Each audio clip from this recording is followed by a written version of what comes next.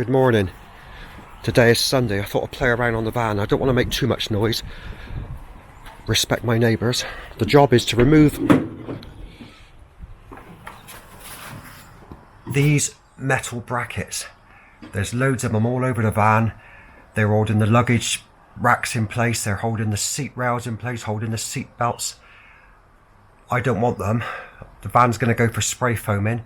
So all these brackets, all the screws, all the rivets got to be drilled out. They've got 6mm pot rivets which need to be drilled out, but you don't want to go too far and punch a hole in the roof of the van.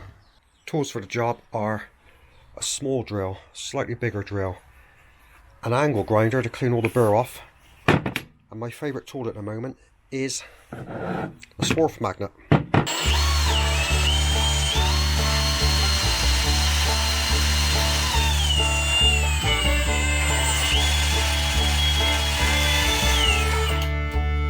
This is really difficult.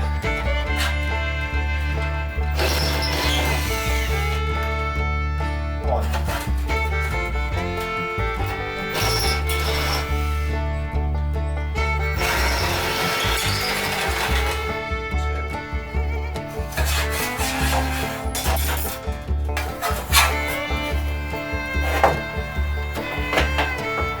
Yes.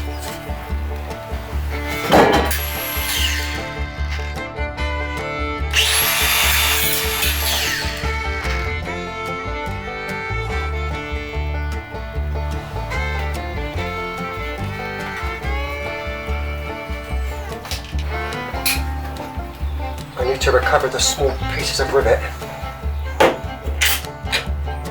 with my magnet.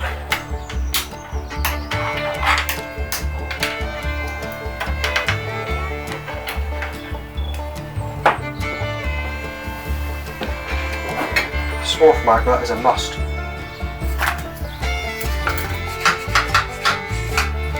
Clean on the floor.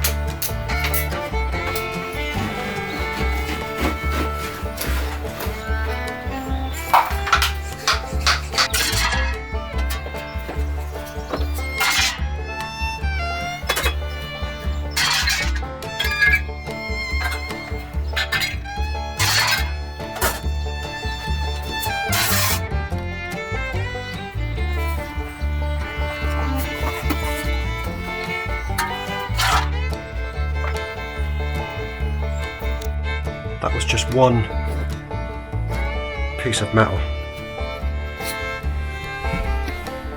There was one here running the full length all the way along. I'm going to leave this one. Seems a lot of work to get that out. Plus, if I drill those rivets out, they're going to drop into the cavity and just roll around.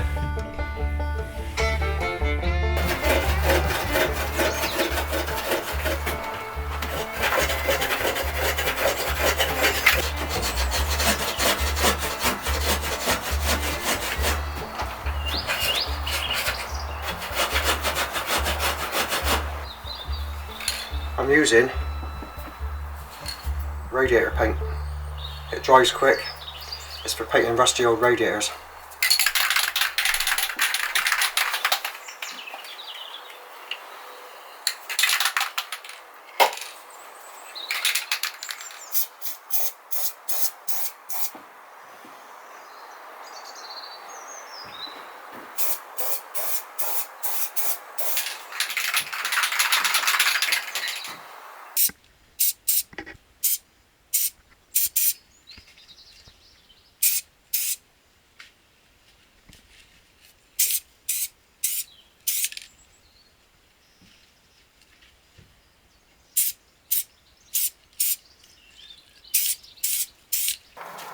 So the Webasto runs on a really simple wiring.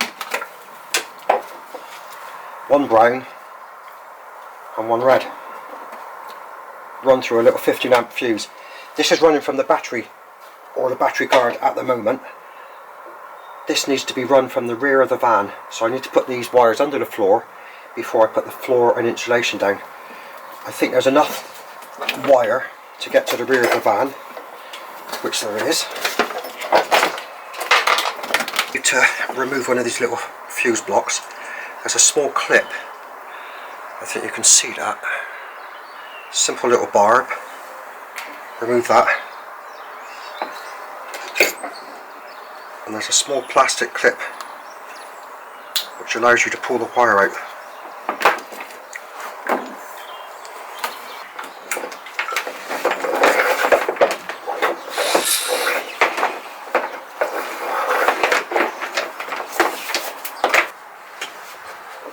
Until I got the solar panels on and the battery, I need to power the Webasto from the rear just in case we get any cold weather.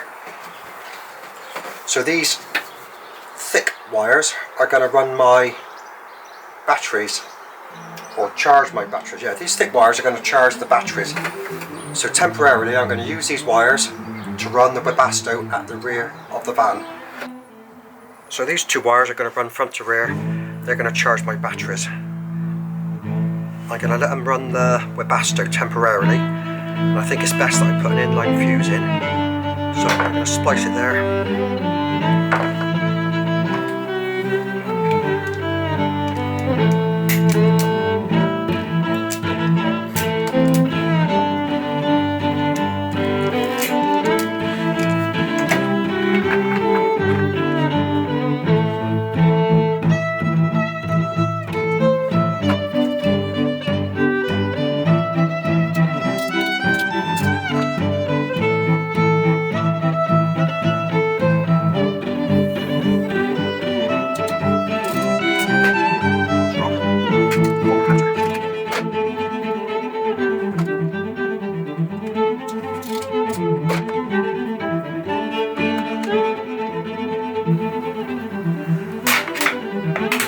These are glued heat shrink,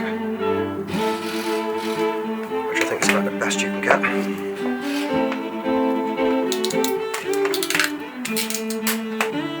Then the heat gun to glue it together.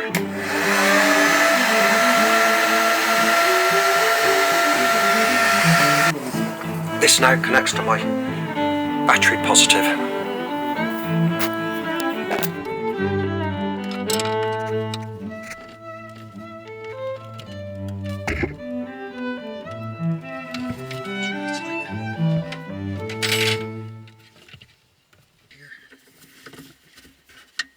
See this, I'm working on there.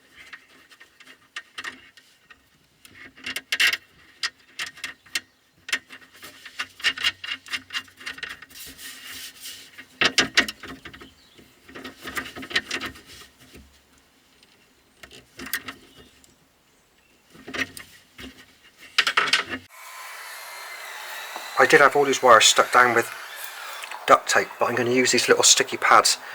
It's much nicer. Stick those down.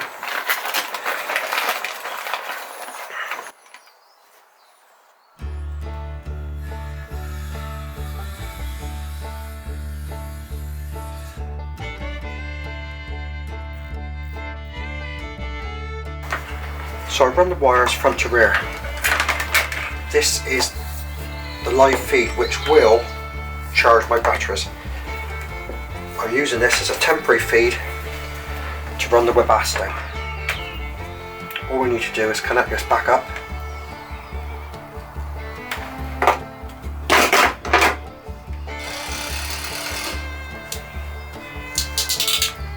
And heat shrink it. Don't forget, all this is temporary.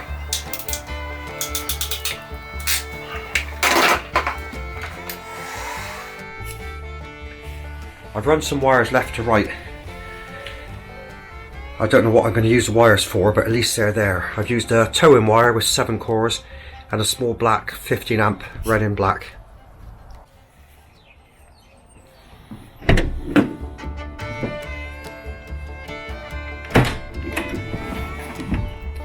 I've already started on the insulation. Aluminium foil just to seal between the wooden beams. If I jump in,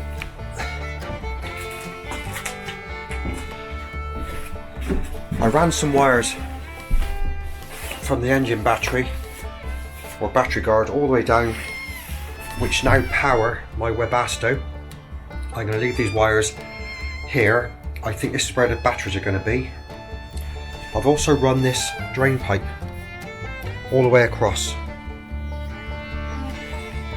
This has been sealed, pushed together fittings with a little bit of araldite. The tank is going to go under here somewhere, so I'm sure I can join that pipe to the tank quite easily. Today's job is put the insulation down. I've already put some in.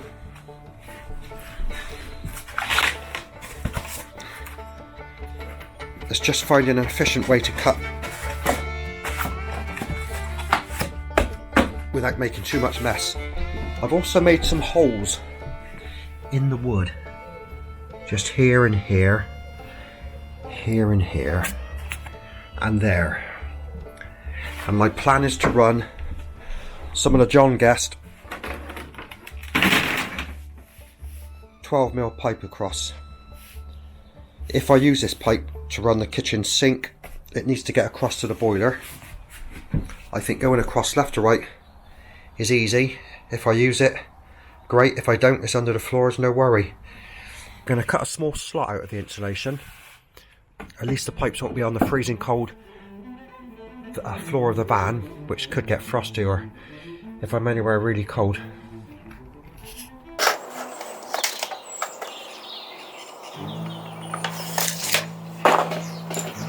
Trick is to use a really sharp knife.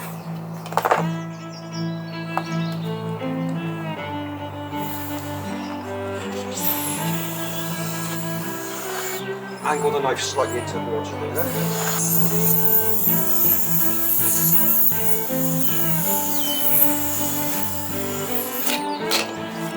Lift up the Semtex.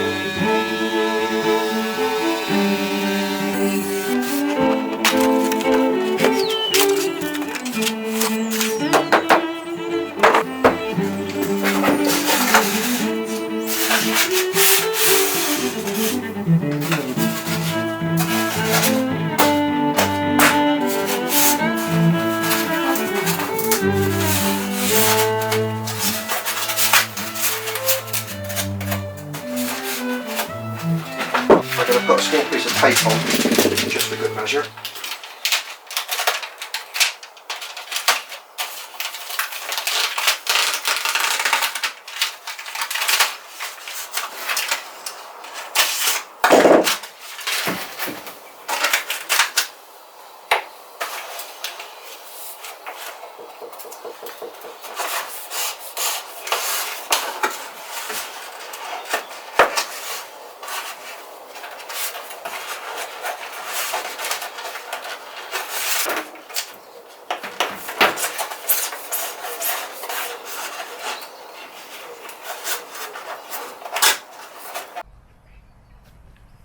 So the pipes are run, they're just tucked into the side.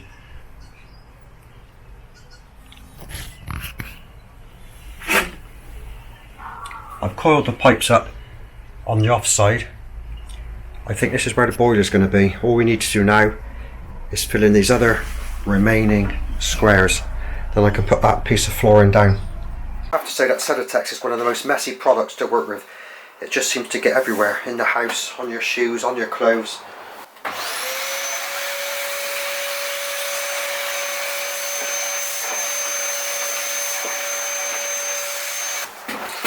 This piece was really tricky, lots of cutting, lots of messing around.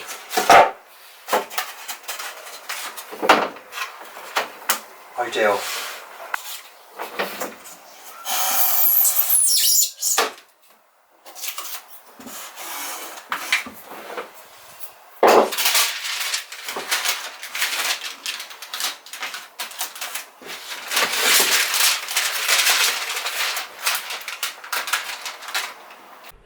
Well, I just about completed the second section of the floor. I'll show you now.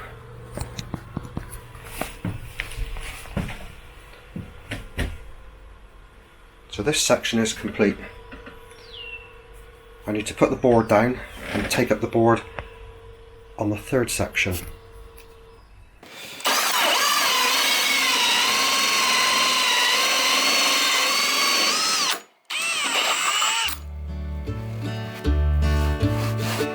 Just hope it's in the right place.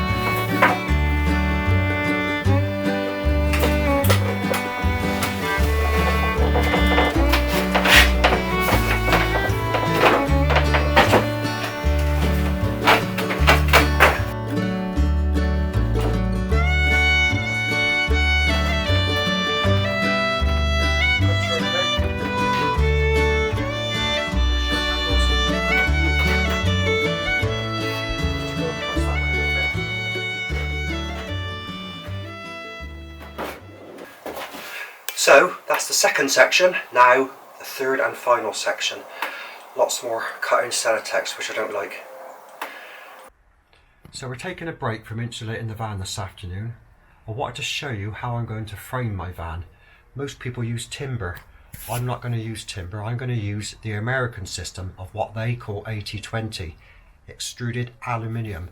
I want to show you what I've been working on and playing around with. So the last few nights I've been building this bench up out of 40-40 extruded aluminium. I've secured it using core end screws. You can just about see them through there. They clamp it all together. It's really strong and really light. Not the prettiest, but you can clad it with timber. So this is what I've learnt so far. The profile comes in 20-20, not big enough.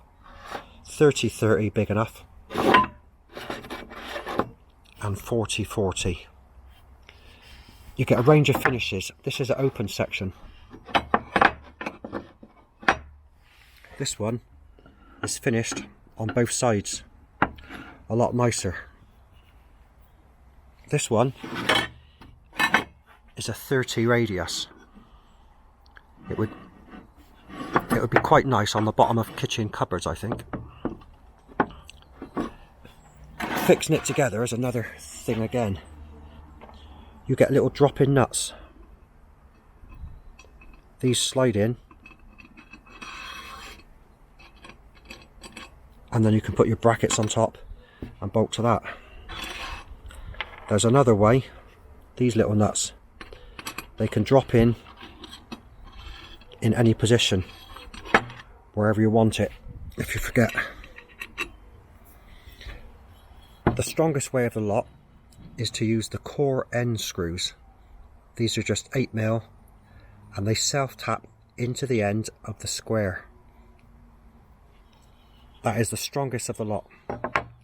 There's another thing, cubic connectors. They do a 90 and one for the radius. This again secures with a core screw. This one secures that way, and then that way, and you get the third one which will go into that position. So I don't want to go into too much detail today, but this is how I'm going to frame my van. Your opinions are quite welcome. I can clad the ends with timber, I think it'll look okay. So this afternoon's job is going to be insulating the front section, taping it up and screwing the floor down. But before I get onto that, I want to show you something. All the battens are glued down. I screwed the frame together just to make it easier to carry in, but I've used no screws going through the floor. This adhesive is super strong and you cannot get it off without damaging the wood. It's all glued in.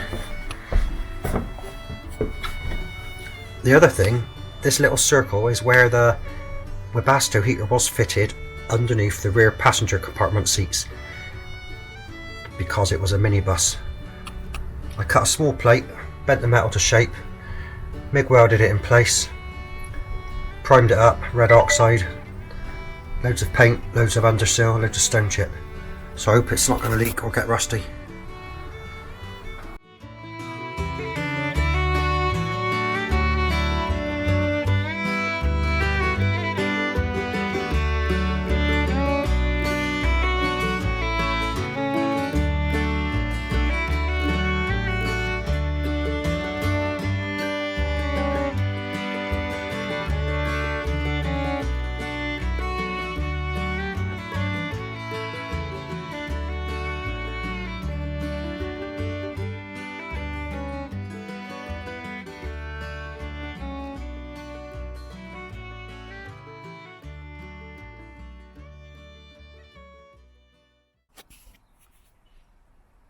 Once I've done the brakes, I want to get the roof spray foamed or insulated.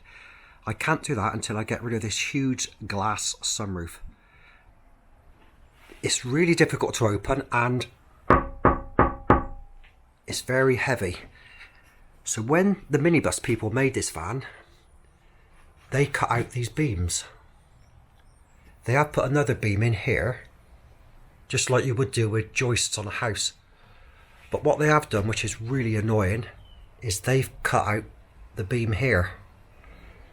I don't know if you can see this, but now every time someone opens and closes the roof, or any time someone opens and closes the doors and slams the doors, it's causing the roof to flex. And if I zoom in just here very carefully, you can see there's a crack. I'll go in a little bit closer. So this crack needs to be welded and a plate needs to be put on here to reinforce this. I'm not too worried because once I bolt my 80/20 or extruded aluminium to the tops of the beams using riv nuts, these are going to form my cupboards. This aluminium is going to make the roof a lot stronger than original. So I finished the flooring Sunday and I thought I'll have a quick look at the rear brakes. Oh no. Let me show you what I found.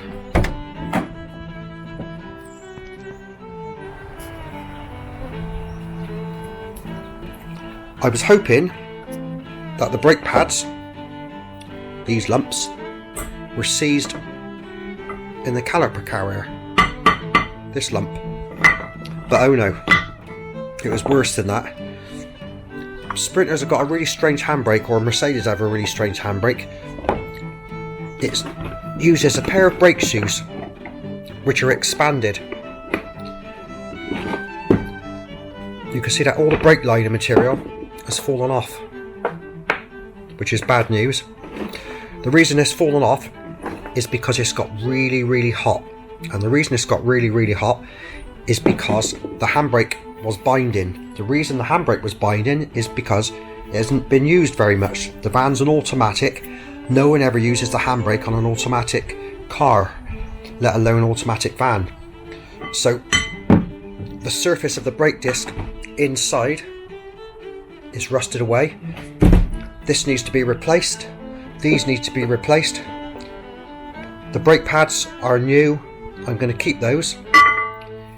But that is another job for another day, or another afternoon, should I say.